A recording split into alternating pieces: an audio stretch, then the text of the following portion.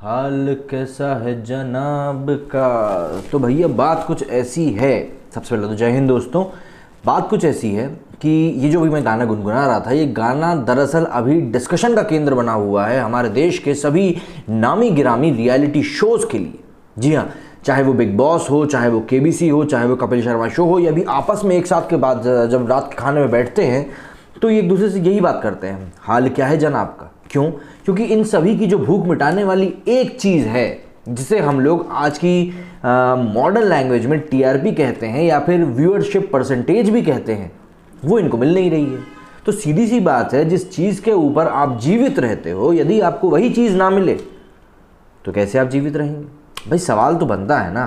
तो इसीलिए सवाल इतना ज़्यादा अभी उठ रहा है कि भाई ये शोज़ आखिर अब करेंगे क्या। क्यों? क्योंकि इनकी जो एक सोल एग्जिस्टेंस वाली चीज़ थी, जो कि इनकी टीआरपी है, वो गायब है। तो आप आखिर कैसे सस्टेन करोगे इन चीज़ों के बीच में?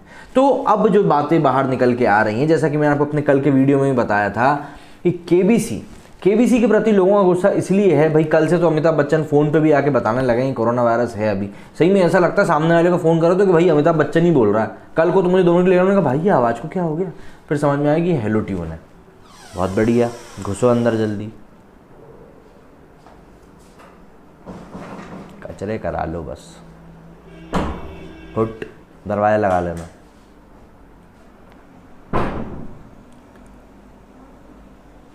खैर हेलो टीम से आगे बढ़ते हैं। अमिताभ बच्चन जी जो हैं, उनके ऊपर अभी कई तरह की लोगों का गुस्सा फूट रहा है। गुस्सा फूटने के कारण ऐसा नहीं है कि कोई छोटा मोटा है या कोई एक कारण है, कई सारे कारण हैं। अमिताभ बच्चन जो कि सोशल मीडिया पे बहुत ज़्यादा एक्टिव रहते हैं, अपने जो उनके साथ वाले लोग हैं उनको टैग करते रहते हैं, बताते रहते हैं कि तुमने मेरे को जन्मदिन विश नहीं किया, मैंने तुमको जन्मदिन विश किया था। जब इनको कोरोना हो गई, अस्पताल जाते हैं तो वहाँ से भी सारी अपडेट्स ही देते रहते हैं।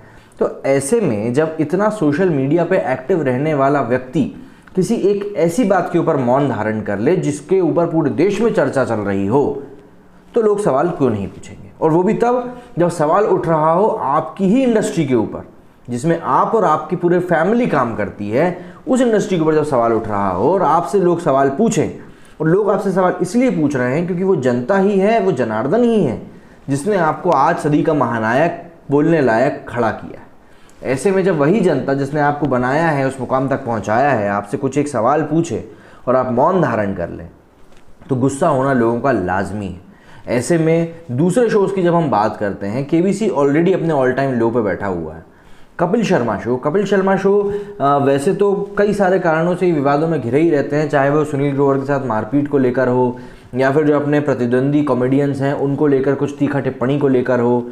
कई सारी चीज़ें हैं जिनको लेकर कपिल शर्मा जो है वो सुर्खियों में बने रहते हैं। लेकिन अभी हाल फिलहाल में हाल ये हुआ है कि कोरोना के कारण पहली चीज़ तो जो जनता वहाँ बैठती थी वो गायब, उसकी जगह पर आजकल पोस्टर चिपका दिए गए हैं। और साथ ही साथ मुकेश खन्ना जी ने अभी कुछ स्टेटमेंट जारी किया था, जिसमें उन्होंने बताया था कि जब महाभारत की पूरी टीम गई थी तो वो इसलिए नहीं गए थे क्योंकि उनको ये शो बहुत ज़्यादा ओछा लगता है और यहाँ पे डबल मीनिंग बातें की जाती है और मर्दों को औरतों के कपड़े पहना के लोगों के सामने प्रस्तुत किया जाता है। हालांकि आउटरीच की सिर्फ वजह एक ये नहीं थी, बल्कि इस कारण ने थोड़ा सा हवा दे दिया था दूसरे कारणों को कि भाई ये कारण और हो सकते हैं। तो हुआ ये था दरअसल कि कपिल शर्मा के शो पे अर्नब गोस्वामी के शो की एक मॉक बनाई गई, जिस शो में अर्नब गोस्वामी की मिमिक्री करते हुए हमें दिखे। वो एक कैरेक्टर है उनके यहाँ पे, मैं उसका नाम बोल रहा हूँ, चोटी वाला, वो मिमिक्री करता हुआ दिखाई दिया। तो उस शो के बाद से लोगों में एक ये चीज़ आई कि आपने सुशांत के मामले में तो कुछ बोला नहीं, जो व्यक्ति सुशांत के मामले को इतने आगे तक लेके गया आपने उसको लेकर कुछ नहीं बोला। मतलब कि आपने उसको अप्रिशिएट किया हो या कुछ भी किया हो, आपने वो चीज़ करी नहीं। पालघर में जो साधुओं की लिंचिंग हुई, आपने उसके ऊपर कुछ बोला नहीं। लेकिन वहीं जब कोई व्यक्ति आपकी इंडस्ट्री के ऊपर उंगली उठा रहा है, वो भी ऐसा नहीं कोई गलत सवाल उठा रहा हो, ड्रग्स का एंगल लिटरली सामने आया है, इसीलिए एनसीबी ने इतने लोगों से पूछताछ करी, कई लोगों को अंदर भी भेजा।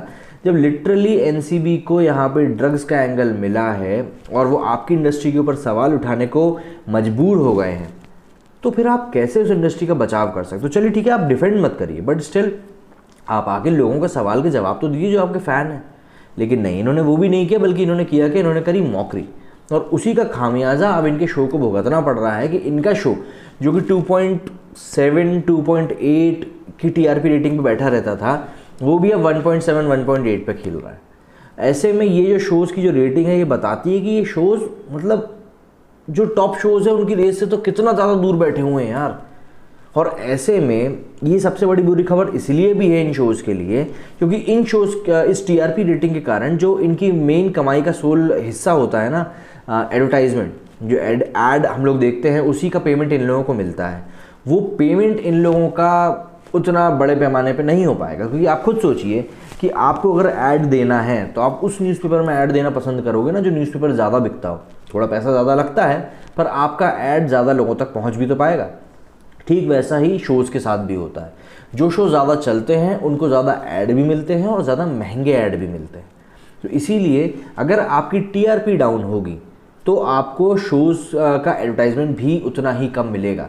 यही टीआरपी की जगह अभी Indian media, Indian news channels में भी चल रही है।